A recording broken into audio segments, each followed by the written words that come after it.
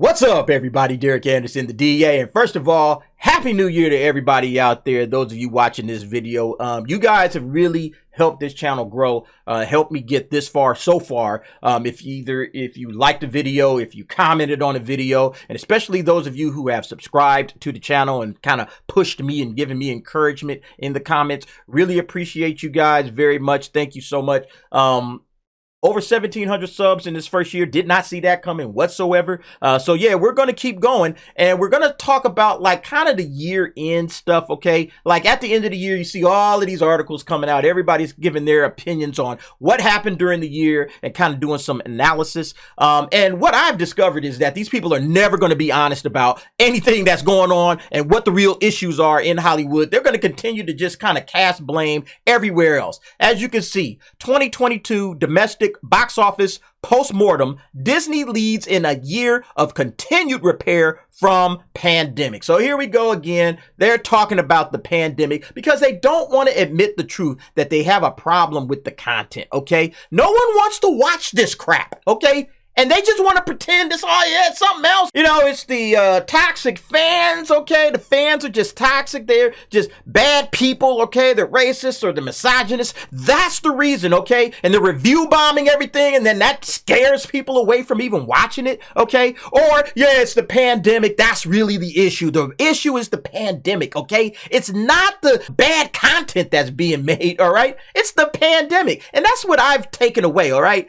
There's always an excuse if you're looking for one, okay? And these guys are constantly looking for excuses instead of just saying, you know what? We're just making trash right now, okay?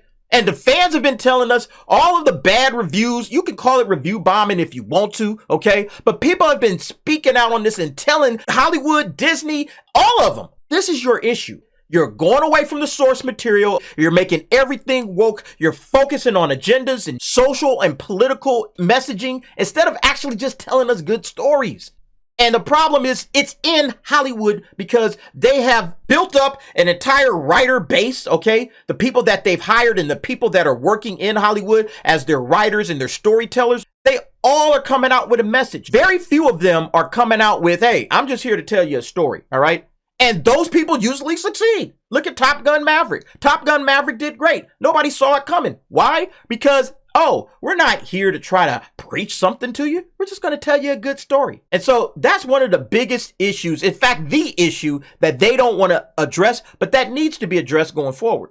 So we read here that the motion picture industry remains in a state of rehabilitation. Just look at the major domestic box office alone. Back in 2019, 4 studios grossed over $1 billion apiece, with Disney Fox reaping the $4.28 billion alone. This year, only 3 studios grossed $1 billion or more.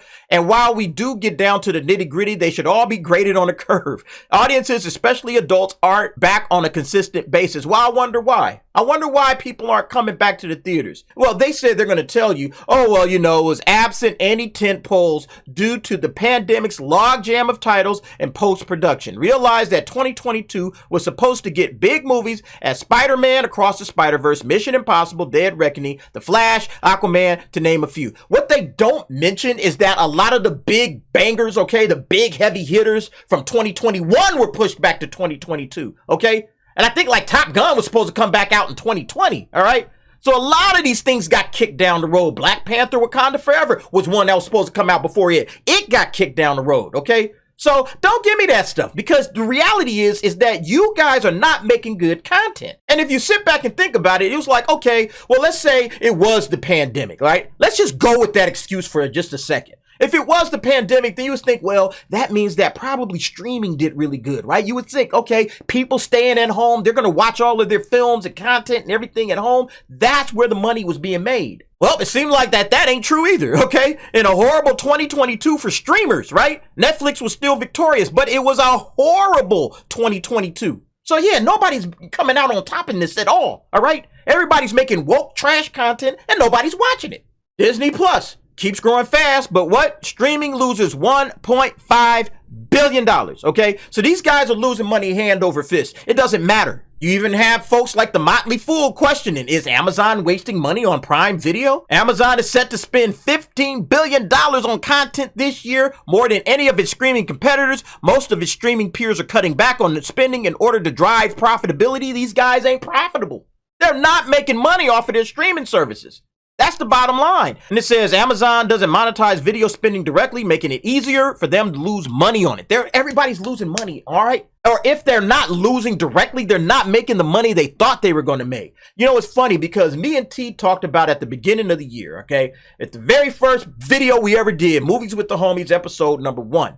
And we were talking about what films were going to make $1 billion. The Batman. Avatar 2. Lightyear. I think Aquaman. Aquaman is definitely gonna make $1 billion. The next one is Doctor Strange. Thor loving what's the name? Jurassic World Dominion. Now, you can see from that quick cut that we got a couple of them, okay? We got Avatar 2, obviously, and then we got Jurassic World Dominion, okay? But, you know, everything else that we tried to guess at, I mean, those should have been able to make at least $1 billion, right? And, you know, somewhere up in there, okay? I mean, I even threw Lightyear out there as a possibility because, well, Toy Story brand, Toy Story's always been $1 billion brand. They spent $200 million on that thing. There's no way in the world you spend $200 million on a movie if you don't expect to make somewhere close to $1 billion. Lightyear only made like $226 million.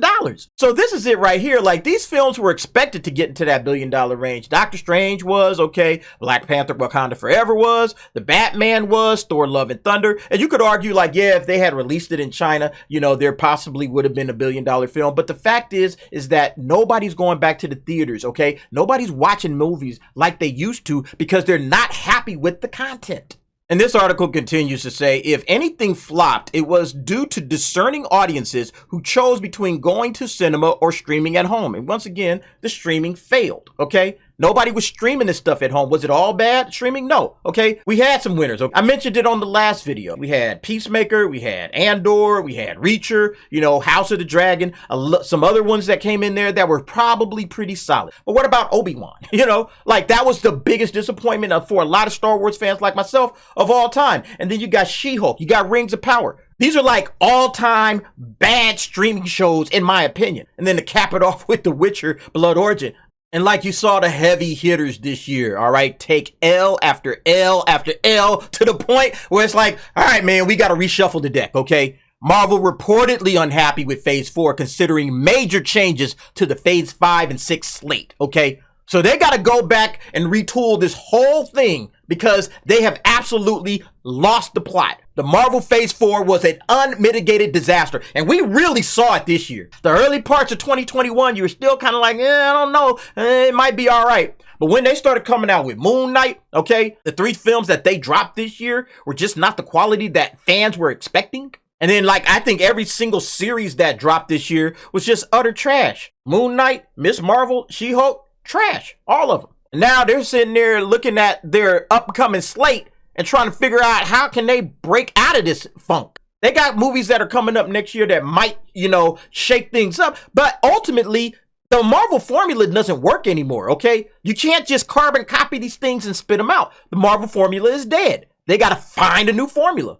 And I don't know if they're going to be able to come up with a new formula now that they are entering to Phase 5 and they got a whole lot of stuff that's already baked in and ready to go. Then you get to Disney's Pixar division, okay? And this one might be like the biggest eye-opener of the year. That Lightyear, it bombed. And I mean, it bombed in a spectacular way. And again, if you're looking for an excuse, oh, they were putting all of that Pixar stuff out there on Disney Plus, that's the reason why it bombed. Okay, you can have that excuse if you want to. But the fact that they introduced a same-sex couple with a same-sex kiss in a children's cartoon, that just spelled doom right off the bat, all right? Nobody cared. Nobody went and saw this film. Nobody wanted to. They don't know their audiences. They don't know who is coming to see the movies. They don't know what content they should be making. That's what my takeaway is from Hollywood right now. And then you got this guy. Man, what a nightmare this guy's been all year long. I mean, this thing is absolutely insane. All of the stuff that happened from him in Hawaii getting into fist fights and breaking into people's houses and stuff, all the way going to him breaking into somebody else's house, stealing wine. Then you had the whole grooming allegations where he's taking off with people's kids. Nobody knew where this dude was, all right? for like a couple of weeks or maybe even a month. Nobody knew who he was. He finally pops up because Warner Brothers like, yeah, well, you know, Flash, we're gonna have to get him up out of here because we can't find this guy. Oh, I'm sorry. Okay, yeah, I'm back. Yeah, I really apologize for everything, guys. I hope you can forgive me. I mean, this dude is an absolute train wreck. Warner Brothers never cleared it up, okay? And now they're going to try to make money off of this next year? Man, this thing about to be a bust, man. I'm telling you right now. I don't know who's going to go watch this movie. I don't care how good it is. I don't know who's going to watch this movie. I don't know anybody that is really looking forward to The Flash because of this dude's character, okay? All of this stuff is just going to crop back up about 3 weeks before the movie comes out. And they're going to have to do a whole lot of cleanup on aisle 5 to get people to want to go out and check this thing out. I don't know how this is going to do. But again,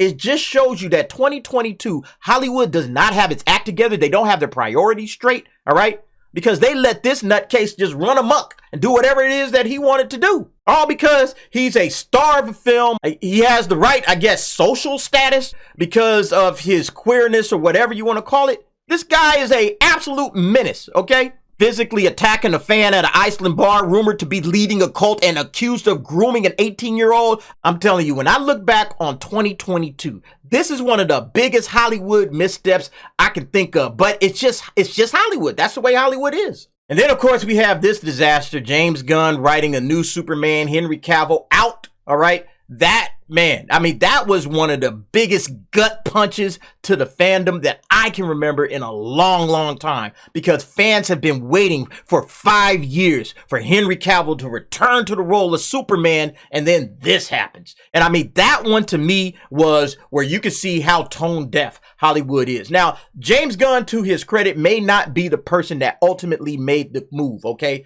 People are saying it's really a Peter Safran thing. I don't know. And James Gunn is just the guy that's saying, yeah, this is just the way it's got to be. Either way, no matter how you look at it, okay, it is just a bad look for this burgeoning DCU that they're trying to jump up off the ground to not include the guy that everybody's been waiting to return. I mean, God, biggest gut punch, okay, to the fandom that I can remember. And then we get to this one, man. This one was the hardest one. This one was hard for a lot of Star Wars fans, okay? You know, you had the Book of Boba Fett, which was like, whatever, okay? You know, they did a terrible job with that, but Obi-Wan, all right, they're going to get this one right. We got Ewan McGregor coming back. We got Hayden Christensen coming back. Everybody's pumped up. And then this series just ended up being just like a dud, man. Just a huge disappointment. Big letdown. And it had no reason to be, you know. The fact that they came back on the heels of this with Andor, which is a phenomenal series, and it's almost like I wish the guy that made Andor, Tony Gilroy, made this series, okay? I wish he was the one that was in charge of this instead of whoever it was. I can't even remember the person. Was it Deborah Chow or somebody? I'm just so disappointed in how Lucasfilm has approached pretty much this entire year, okay? With the exception of Andor, okay? Because you had Book of Boba Fett, you had Obi-Wan, and then you got Willow. Okay, Willow just ended this thing on a complete wow. It's like they just destroyed the house that George built. I mean, he built a phenomenon, and they've done Kathleen Kennedy, man. Just, you know, I've asked this question: why are you here? You have utterly destroyed your mentor's work. Why are you still working here? Okay. I would have checked out a long time ago, man. I don't want to do this to George Lucas. Okay, I don't want to do this to his hard work, his life's work. Man, let me get up out of here. So for like this year, 2022, I think this headline sums it up perfectly. The year the film industry looked backwards. Yeah, they looked ass backwards because, I mean, ultimately, all they did was just spin all kind of nonsense, progressive politics, shoving that agenda right up in your face, okay? Every message, every political message that they could put into a film, they put it in there. And it was so obvious, okay? Nobody was fooled. And so ultimately, they just dug themselves a hole, and now 2023 is looking like the same thing, okay? They've dug themselves a hole. I don't know how they're going to get out of this. They're going to have to wait until this thing completely bottoms out, all right? And then everybody's like, yeah, we're done with this. We've moved on to something else. And then finally, they'll say, you know what? Top Gun Maverick made a lot of money. Let's go and see what they did. Okay, let's start looking at what actually works rather than just thinking that we know what the fans want. Let's actually go and look at what the fans are loving. And then we'll just kind of circle the wagons around that. And then hopefully we start making some money going forward. Anyway, folks, what do you think about the year of 2022? I think it was an absolute disaster. One of the worst years in entertainment ever. Go ahead, get down in the comments. Let me know what you think. And thanks for watching. See you next time.